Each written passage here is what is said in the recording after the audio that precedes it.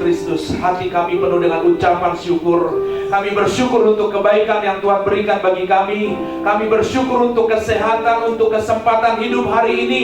Kami percaya dalam situasi apapun yang kami alami saat ini, kebaikan Tuhan tetap berlaku absolut dalam kehidupan kami. Kami akan melihat segala kebaikan Tuhan. Kami akan merasakan kehebatan-Mu. Kami akan menceritakan campur tangan-Mu yang luar biasa dalam kehidupan kami. Dan saat ini kami percaya Tuhan hadir di tempat ini. Dan di mana 2-3 orang berkumpul di dalam nama Yesus, Yesus sungguh hadir di tempat ini. Di mana Yesus hadir, di sana ada pemulihan, ada kekuatan, ada mujizat, ada penghiburan bagi setiap kami. Karena Engkau adalah Tuhan kami yang Maha Kuasa. Engkau mengenal kami secara pribadi. Engkau tahu persis siapa kami. Engkau tahu persis apa yang sedang kami alami. Dan kami bersyukur Engkau adalah Tuhan yang peduli atas setiap kehidupan kami. Engkau mengasihi kami dengan kasih yang tulus dan kasih yang terbukti. Terima kasih Bapa di sorga. Saat ini kami akan mendengarkan firman Tuhan. Berbicaralah kepada setiap kami, urapi setiap kami, sehingga kami mendapatkan pengertian daripada firman-Mu. Dan lewat pengertian itu kami akan dibebaskan oleh kuasa-Mu yang hebat. Terima kasih Bapa di sorga. Terpujilah Tuhan. Dalam nama Yesus Kristus kami sambut kebenaran firman-Mu. Haleluya. Setiap kita katakan amin. Puji Tuhan. Silakan duduk Bapak Ibu Saudara yang terkasih dalam doa. Salam bagi kita semuanya.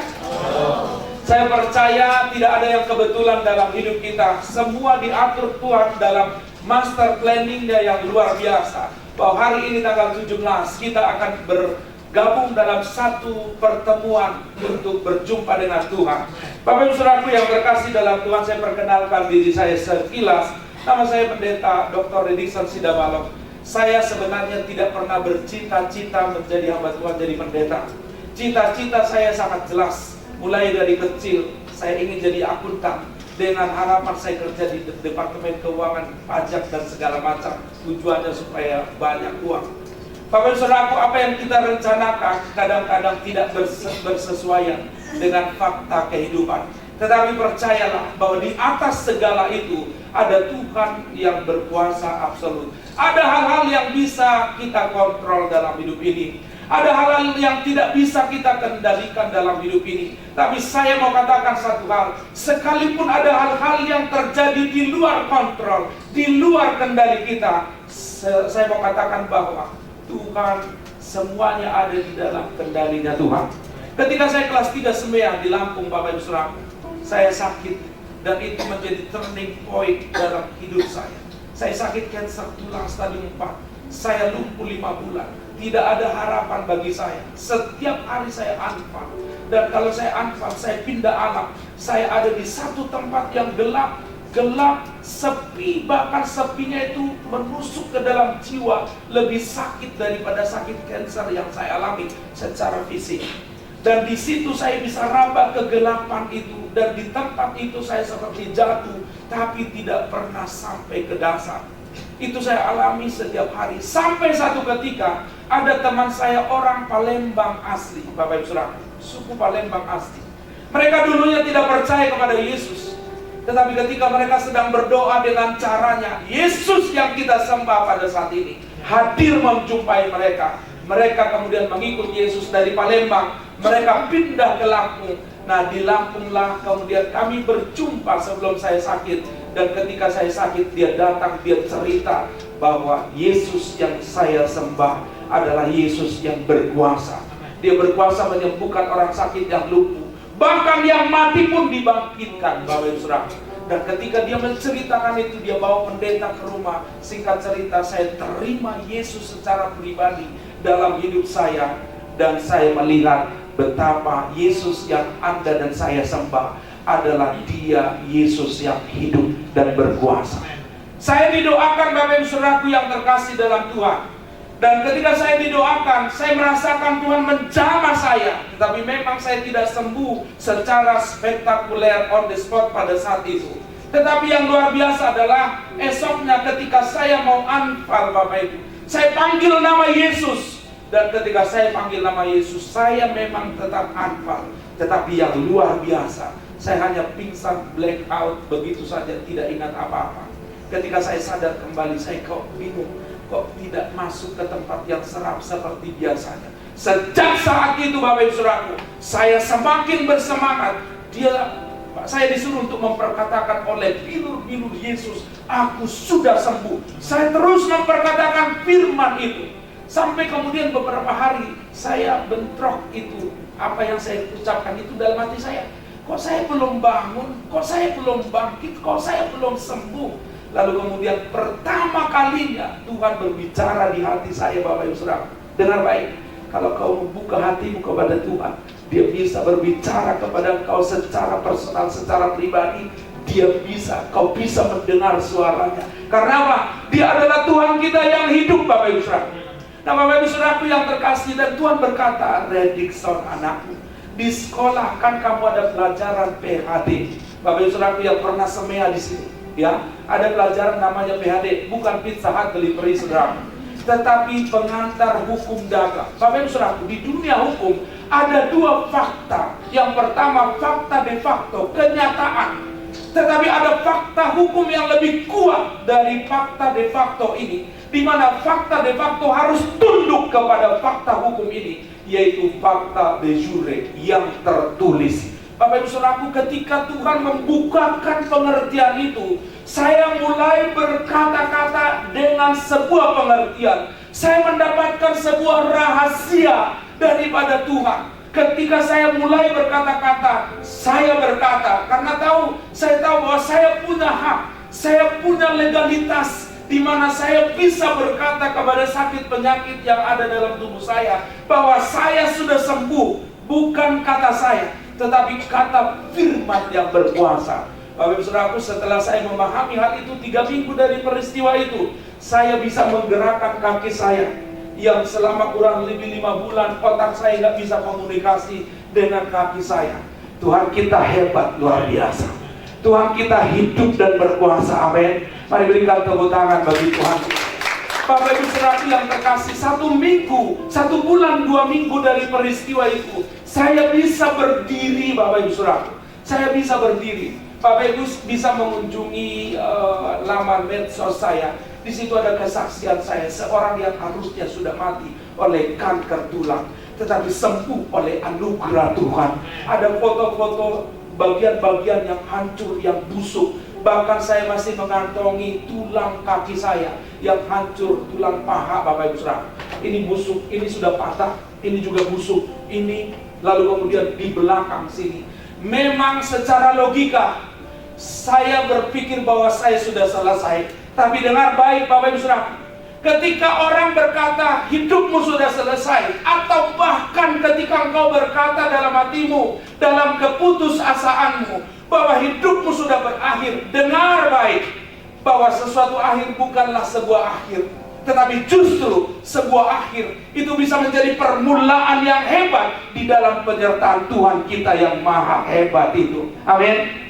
Bapak Ibu Saudara yang terkasih, saya secara singkatnya, saya sembuh, saya bisa berjalan lagi, dan saya harus latihan berjalan untuk kedua kalinya. Singkat cerita, kemudian setelah lulus, sebenarnya saya harusnya DO Bapak Ibu, karena 5 bulan saya tidak sekolah. Tapi karena mengingat dulu saya punya kondite yang bagus, prestasi yang bagus, saya jadi nominator masuk stamp dari sekolah itu dulunya. Tapi saya sudah meninggalkan itu dan saya menyerahkan hidup untuk Tuhan. Saya kemudian sekolah di Palembang, kurang lebih 5 tahun saya ada di sana. Lalu kemudian saya diutus ke Jakarta. Lalu kemudian sampai sekarang saya di Jakarta. Di Jakarta saya lanjut lagi kuliah S1, S2 sampai S3. Saya sekarang menjadi dosen mengajar di Sekolah Tinggi Teologi. Bapak Ibu Saudara, salah satu mahasiswa saya Ibu Liliana Tanus Dibyo. Bapak Ibu Saudara, salah satu yang sedang saya ajar sekarang adalah Ibu Evelyn Nadia, yang penerjemah daripada Mr. John, Reverend John Hartman. Nah, Bapak Ibu Saudara yang terkasih, dengar baik, situasi terpuruk kita dalam penyertaan Tuhan kita yang hebat, itu bisa menjadi landasan pacu yang membuat engkau terbang tinggi, melebihi apapun yang belum pernah kau capai dalam hidup. Amin Bapak Ibu Saudaraku. Dalam beberapa menit ke depan, siapkan hatimu dan Tuhan akan berbicara secara personal kepada engkau. Mari kita lihat Bapak Ibu Saudaraku, kita baca di sini. Ya, rahasia kerajaan surga. Yang atasnya saya baca Sodot Malkut Hasabayim. Ini dalam bahasa Ibrani karena memang saya pengajar perjanjian lama dalam sekolah teologi. Bapak Ibu Saudaraku, ini bukan sekedar rahasia biasa. Ini bukan sekedar sodot. Itu adalah sebuah rahasia. Dan jika itu dikaitkan dengan kerajaan surga, Bapak Ibu, kalau Anda pegang rahasia perusahaan, engkau bisa dibayar mahal. Kalau Anda mengetahui ada istilah kelemahan dari sebuah sistem, umpamanya di Google, Anda bisa dibayar mahal oleh Google karena tahu rahasia itu. Dan bayangkan jika ini hanya sebuah korporat atau company atau perusahaan.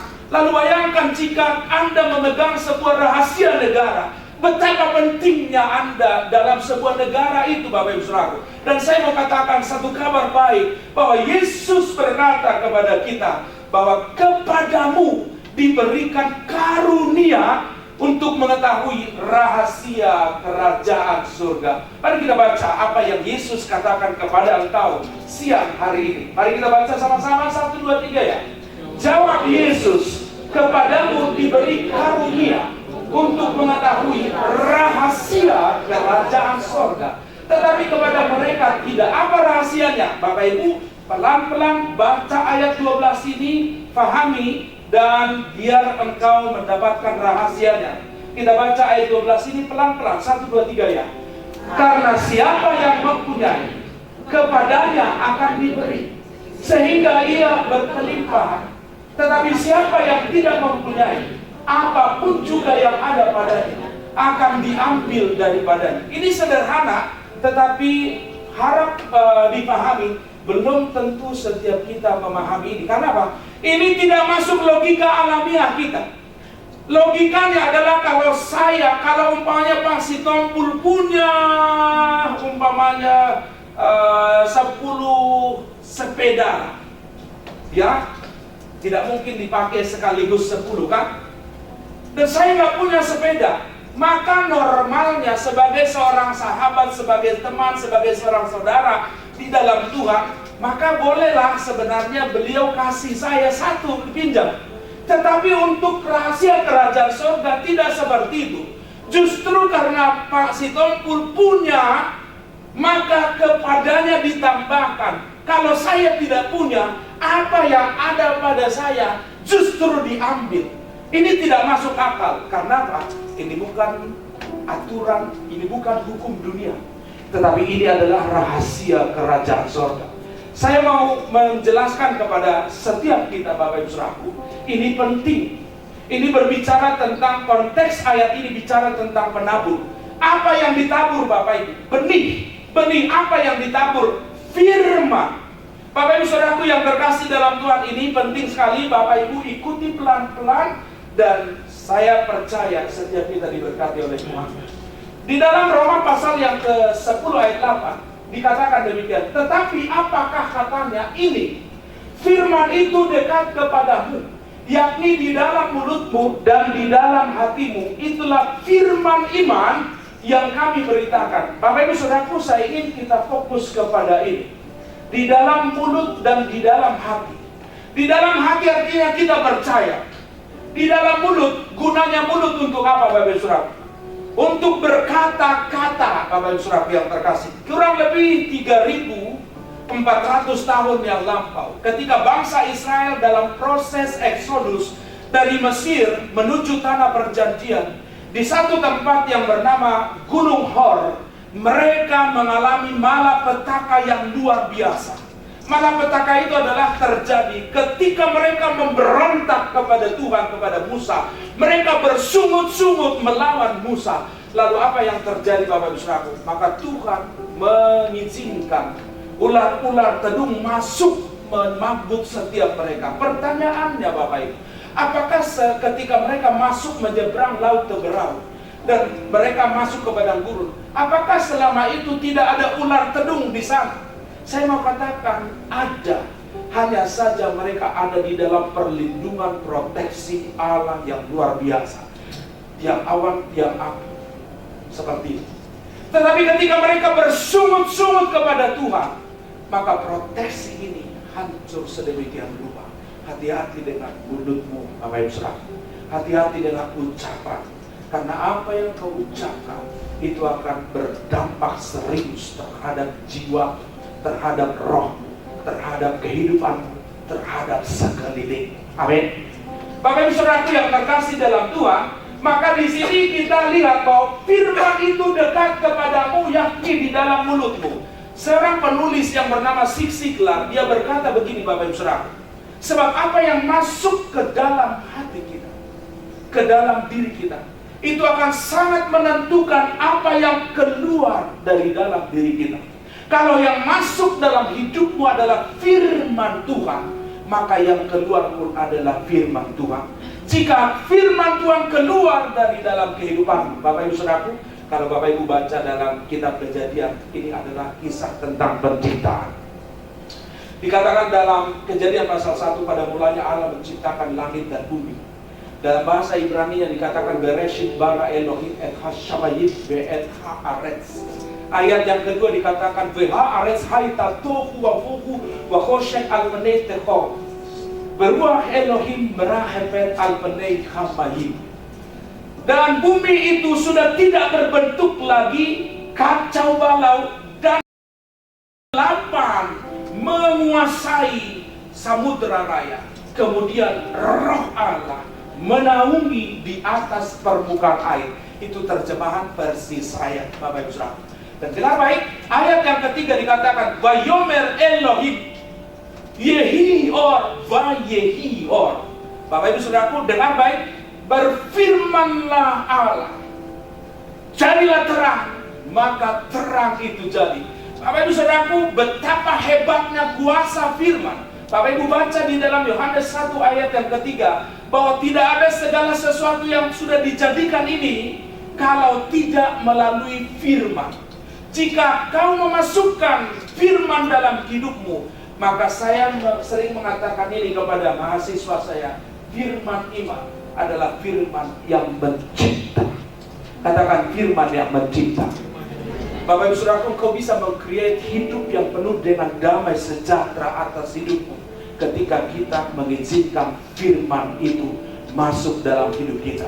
Dengar baik, maka firman ini akan menghasilkan iman, Bapak Ibu Saudara. Karena Roma 10 ayatnya yang ke-17 nanti, Bapak Ibu di sana katakan, sebab dikatakan bahwa jadi firman iman timbul dari pendengaran, dan pendengaran akan firman Kristus. Bapak Ibu Saudaraku yang terkasih, tidak dibutuhkan iman yang besar. Ya, cukup iman yang kecil sebesar biji sesawi. Saya berdoa biar satu saat Bapak Ibu pergi ke Mesir, ada berkat melimpah, berkat dadakan tak terduga, kalian bisa pergi ke Mesir. Di sana ada sebuah peristiwa pada tahun 1000, di mana ada bukit Mokatam di sana yang didoakan oleh orang-orang Kristen Koptik pada waktu itu. Dan bukit itu pindah sejauh 3,5 kilometer. Jadi iman yang memindahkan gunung itu bukan figuratif, tetapi itu adalah sebuah peristiwa yang nyata. Bapak Ibu Saudaraku, itu sebabnya pentingnya kita apa yang kita punya. Kalau kau punya iman dan kau memperkatakan itu dalam kehidupanmu, maka kau akan ditambah-tambahkan dalam kehidupan. Bapak Ibu Saudaraku yang terkasih dalam Tuhan, di ayat yang lain Paulus berkata, kita baca sama-sama yang ayat 2 Korintus 4 ayat 13, 1, 2, 3 ya. Namun karena kami memiliki roh iman yang sama, seperti ada tertulis, aku percaya, sebab itu aku berkata-kata, maka kami juga percaya, dan sebab itu juga kami berkata-kata. Bapak Ibu Saudaraku, apa yang kau perkatakan, apa yang kau percayai, apa yang ada di dalam hatimu yang kau percayai, lalu kau ucapkan terus, bahasa sekarangnya itu adalah afirmasi. Tetapi saya lebih suka menggunakan itu adalah bahasa iman. Karena iman sanggup melakukan lebih daripada yang bisa kita pikirkan, lebih daripada yang bisa kau harapkan, lebih daripada yang bisa kau doakan dan kerjakan. Tuhan akan kerjakan ketika kau punya iman. Bapak Ibu Saudaraku, iman adalah dasar dari segala sesuatu yang kita harapkan dan bukti dari segala sesuatu yang tidak kita lihat. Kalau saya bikin sinopsisnya, maka iman adalah melihat yang tidak kelihatan namun ada. Sesuatu yang tidak kelihatan bukan berarti tidak ada. Oleh sebab itu perkatakan terus, Bapak Ibu Saudaraku. Itu yang saya lakukan pada waktu saya sakit lumpuh. Dengan vonis dokter saya hanya bisa bertahan 3 bulan. Bahkan yang tiap hari saya anfal. Tetapi dengar baik, ketika saya memperkatakan kuasa firman itu, oleh bilur-bilurnya saya sembuh. Bapak Ibu Saudaraku yang terkasih, apa yang tidak pernah kita pikirkan, yang tidak pernah kita bayangkan, itu Tuhan kerjakan. Sejujurnya dulu saya tidak berpikir saya hidup. Harapan saya cuma satu, jika saya beneran tidak bisa balik lagi dari situasi angkat itu, saya hanya minta jangan masuk ke tempat yang mengerikan, seram seperti itu. Tapi dengar baik, Tuhan kita adalah Tuhan yang sangat mengasihi engkau. Sesayang-sayangnya engkau kepada diri, dengarkan kabar baik ini. Dia terlebih sayang kepada engkau. Amin. Bapak Ibu lihat semesta ini, bandingkan bumi dengan matahari, bandingkan matahari dengan galaksi Andromeda, Bima Sakti, Milky Way, dan semua alam yang begitu besar itu. Dan saya mau katakan, bumi pun tidak ada sebesar titik sekalipun. Dan dengar baik, Tuhan yang menciptakan semua alam semesta yang besar ini telah menjadikan engkau sebagai objek kasihnya. Wow. Bapak Ibu Saudaraku yang terkasih dalam Tuhan, maka ini penting, kita harus mulai memperkatakan. Jangan dasarkan iman percayamu kepada situasi. Situasi bisa berubah, Bapak Ibu Saudaraku. Termasuk mood dan perasaan Anda bisa berubah dalam sekejap. Jika ada tiba-tiba Anda dapat uang besar, moodmu langsung senang. Tapi jika ada orang yang ngatain engkau, moodmu bisa langsung hilang. Dengar baik, ketika kita melandaskan hidup kita atas situasi, situasi bisa berubah. Tetapi kalau kau melandaskan hidupmu terhadap firman Tuhan tidak berubah dulu, sekarang, sampai selama-lamanya. Bahkan semuanya akan berlalu, tapi firman Tuhan tidak akan berlalu. Amin. Bapak Ibu Saudaraku yang terkasih dalam Tuhan, ada penutur Amsal berkata begini, Bapak Ibu Saudara, hidup dan mati dikuasai lidah. Siapa yang suka menggemakannya, akan memakan Tuhan. Saya lahir dan besar di Samosir sampai kelas 3. Samosir itu adalah pulau dengan bukit-bukit dan lembah-lembah. Maka biasanya waktu saya dengan teman-teman kecil saya pulang sekolah SD, kita pergi ke bukit, lalu kita mulai teriak, "Oi!" Beberapa saat kemudian, Bapak Ibu Saudaraku, dari sono kedengaran suara, "Oi, woi!" Lalu kita ketakutan dan berkata, "Itu suara setan." Bapak Ibu Saudaraku, kita lari. Padahal itu adalah suara kita. Bapak Ibu Saudaraku, ketika engkau memperkatakan Tuhan baik, maka itu akan bergema sampai ke surga. Dan ketika apa yang kau katakan itu Tuhan baik, itu akan kembali kepadamu. Bapak Ibu Saudaraku yang terkasih, inilah yang disebut dengan belief system. Apa itu belief system? Sebuah keyakinan diungkapkan terus-menerus akan menjadi sebuah fakta kenyataan. Satu cerita, ini kisah nyata, saya baca dalam sebuah artikel. Ada seorang atlet softball di Amerika, Bapak Ibu Saudaraku. Kebetulan atlet ini punya teman yang namanya sama. Atlet kan biasanya ada medical check up berkala. Nah, ketika medical check up, dia mendapatkan sebuah surat hasil yang mengagetkan dia dan dikatakan jantungnya bermasalah dan serius sekali. Jika tidak di-maintenance dengan baik, 3 bulan dia bisa game over. Begitu dia baca itu, dia rasanya runtuh dan kemudian dia mulai telepon teman-temannya. "Hai bro, you know, kau tahu bahwa saya dapat vonis, saya 3 bulan lagi akan game over." Dan dia ceritakan itu.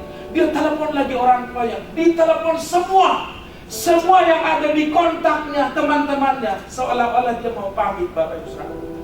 Dan persis ketika 3 bulan sesudah itu, mereka ada sebuah pertandingan turnamen. Lalu ketika dia berlari sedemikian rupa, dia rasa jantungnya itu kayaknya mau putus, tersengat. Wah!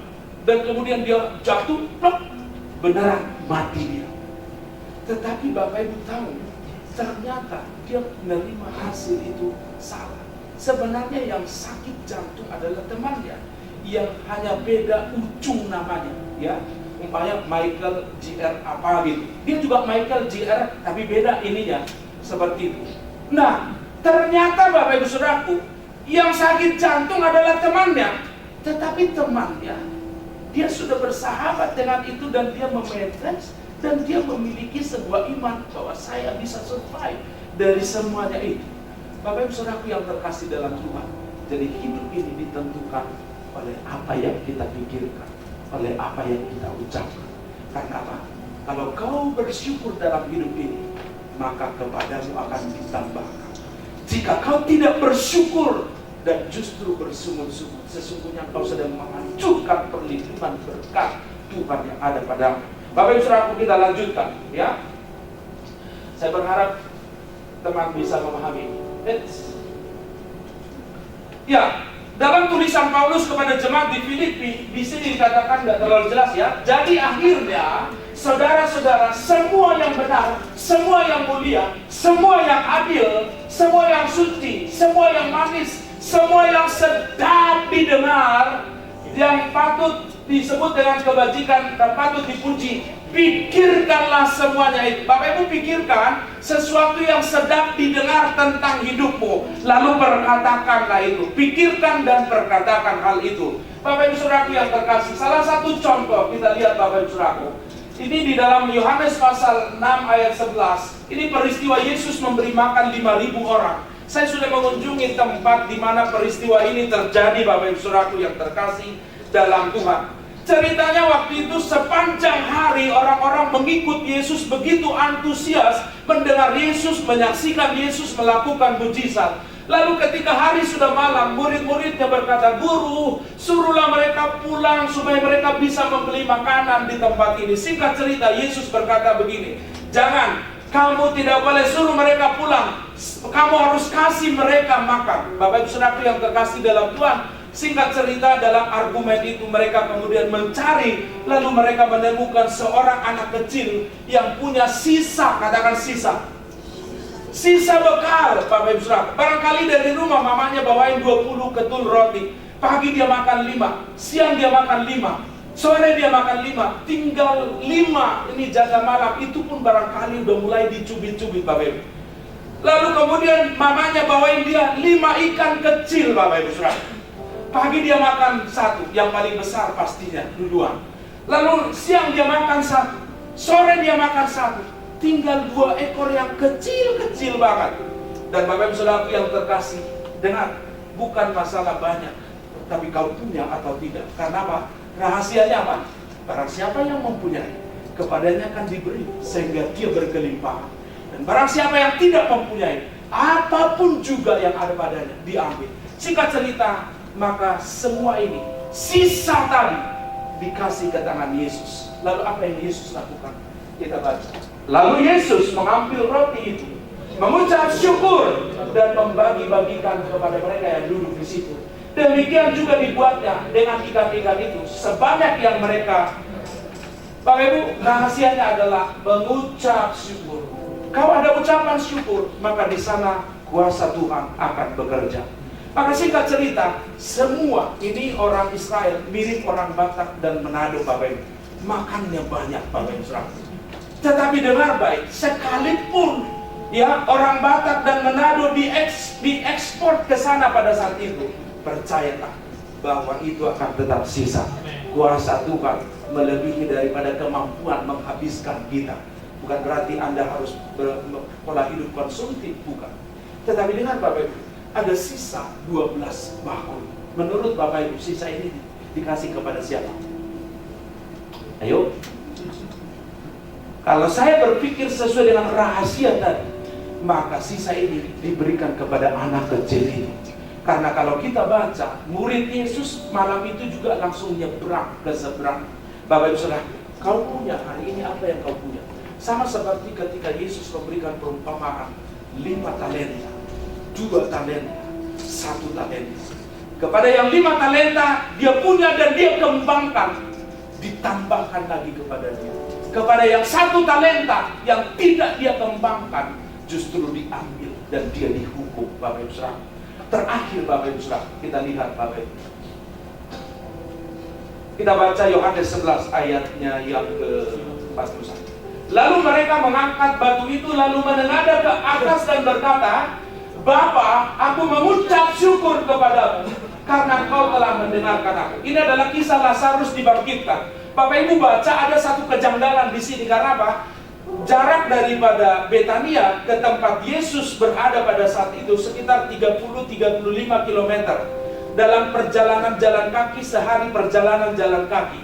Maka dalam kondisi kritis itu, Maria mengutus orang untuk memberitahu kepada Yesus bahwa orang yang dia kasihi, Lazarus, sakit keras. Bapak Ibu Saudara, orang ini ketika dia berjalan, masih di perjalanan barangkali, masih di tengah jalan, Lazarus sudah mati. Tetapi apa yang terjadi Bapak Ibu? Yesus begitu mendengar kabar itu, Yesus sengaja tinggal di situ 2 hari. Bahkan setelah 2 hari, dia mengajak muridnya ke daerah yang lebih dekat, ke daerah selatan, daerah Yudea. Dan di situ mereka 2 hari lagi. Totalnya 4 hari Yesus ada membiarkan Lazarus dalam kematian. Lalu kemudian dia berkata kepada murid-muridnya, ayo kita pergi ke Betania karena saudara kita Lazarus sudah tertidur, tapi dia perjelas sudah mati. Lalu ayat 15 kita baca 1, 2, 3 ya. Tetapi syukurlah aku tidak hadir pada waktu itu, sebab demikian lebih baik bagimu, supaya kamu dapat belajar percaya. Marilah kita pergi sekarang kepadanya. Bapak Ibu Saudara yang terkasih dalam Tuhan, hari ini jika engkau sudah berdoa, sudah mengucap syukur, dan terus melakukan kebenaran firman, tetapi doamu belum dijawab, dengan hal yang sama berlaku kepada engkau, supaya engkau belajar percaya. Kenapa Bapak Ibu Saudara? Dalam tradisinya orang Yahudi, kalau kita baca Talmud Yevamot pasal 3 ayat 16, jika seseorang meninggal, maka ini bukan firman Tuhan, tetapi adat istiadat orang Yahudi Bapak Ibu. Jika seseorang meninggal, maka selama 3 hari roh orang itu akan melayang-layang di atas jasad orang itu, berusaha masuk tetapi tidak akan bisa. Lalu hari keempat dia akan masuk ke Sheol, bukan Sheol Korea, tetapi dunia orang mati, di mana dia tidak ada seorang pun yang bisa mengembalikannya dari sana kecuali Allah sendiri. Itulah sebabnya Yesus berkata supaya kamu belajar percaya. Artinya apa? 4 hari dalam pemahaman mereka, hanya Tuhan yang bisa membangkitkan, hanya Allah Elohim yang bisa mengembalikan orang, itu pun pada hari zaman. Bapak Ibu, memang biasanya kita lihat Elia pernah membangkitkan anak muda daripada janda di Sarfat. Bahkan Yesus pun membangkitkan anak muda dari Nain. Bahkan Paulus juga membangkitkan Tikikus, Bapak Ibu Saudara, yang jatuh. Tetapi itu pada hari yang sama. Tetapi ini sudah 4 hari dalam keyakinan orang Yahudi. 4 hari itu tidak mungkin. Karena apa?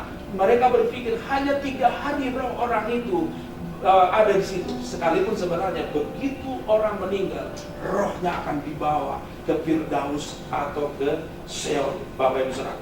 Oleh karena itu Bapak Ibu Saudara, Yesus kemudian berkata, Bapa, aku mengucap syukur. Yesus memberikan teladan supaya apapun situasimu, bersyukurlah, berkata-katalah. Inilah rahasia kerajaan surga. Dengan memperkatakan ucapan syukur dan firman Tuhan, engkau akan lihat firman yang mencipta akan terjadi dalam kehidupan. Maka bahasa Indonesia berkata demikian Bapak Ibu Saudara yang terkasih dalam Tuhan. Maka ayat 45, Yesus berkata dalam bahasa Indonesia, Lazarus, marilah keluar. Tapi dalam bahasa Ibrani dikatakan Eleazar se labo yatsa, yang kalau saya terjemahkan Lazarus sini. Itu adalah kalimat perintah otoritatif dan dari sang empunya sumber kehidupan. Dia adalah sumber. Hari ini saya tidak tahu bagaimana situasimu, tetapi saya katakan kabar baik. Dan ini adalah rahasia. Rahasianya adalah kalau kau punya, engkau akan ditambahkan. Kalau kau tidak punya, apapun yang ada padamu diambil. Oleh karena itu, milikilah iman dan milikilah ucapan syukur. Mari kita bangkit berdiri bersama-sama. Mari angkat tangan di hadapan Tuhan. Aminkan setiap perkataan firman ini, kata-kata berkat, kata-kata profetik ini. Hidupmu diberkati oleh Tuhan. Ketika firman itu masuk dalam hatimu, menguasai hidupmu, maka firman itu menguasai seluruh kehidupanmu. Segala hal yang baik, segala hal yang penuh dengan sukacita, damai, Tuhan kerjakan. Dia mendekatkan engkau dengan orang-orang yang memberkatimu. Dia menjauhkan engkau dari niat-niat orang jahat, kecelakaan, mara bahaya, sakit, penyakit. Semua doa-doamu dibuatnya menjadi sebuah kenyataan, supaya lewat hal itu engkau boleh belajar percaya. Saat ini kami berdoa buat persekutuan KPN ini, Tuhan memberkati setiap anak-anak Tuhan yang ada di sini, semua pengurusnya Tuhan memberkati, memakai mereka, bahkan semua company yang ada di gedung ini. Kami berdoa berkat-Mu turun atas tempat ini, karena di sini ada anak-anak Tuhan yang menyembah Engkau. Berdoa buat negara kami diberkati di dalam nama Yesus Kristus. Dan saat ini kami akan melanjutkan aktivitas kami. Kami mohon berkat daripada Tuhan. Aminkan setiap akhir kalimatnya terjadilah dalam kehidupanmu. Sebagaimana Musa memerintahkan Harun supaya menyampaikan berkat kepada orang Israel, maka kata-kata yang sama disampaikan kepadamu, dan engkau pun diberkati luar biasa. Ya berakhir ka Adonai yebis mereka. Ya era Adonai panaweleka vihuneha. Yisha Adonai panaweleka viyashem lecha salom. Tuhan memberkati engkau dan melindungi engkau. Tuhan menyinari engkau dengan wajahnya dan memberikan kau perkenanan kasih karunia. Dan Tuhan senantiasa menghadapkan wajahnya ke atasmu dan memberikan engkau shalom, damai sejahtera. Diberkatilah kehidupanmu, diberkatilah rumah tanggamu, diberkatilah pekerjaanmu. Dibuatnya engkau bisa melakukan lebih daripada yang seharusnya bisa kau lakukan dan kerjakan. Dijauhkan engkau dari niat orang jahat, kecelakaan, berbahaya, dan dia mendekatkan engkau dengan orang-orang yang memberkati kehidupanmu. Sekarang terimalah rahmat anugerah dari Bapa, cinta kasih dari Yesus Kristus, serta persekutuan dengan Roh-Nya tinggal tetap dalam hidup kita dari sekarang sampai selama-lamanya. Dalam nama Tuhan Yesus Kristus. Haleluya. Setiap kita yang percaya katakan amin. Silakan duduk Bapak Ibu.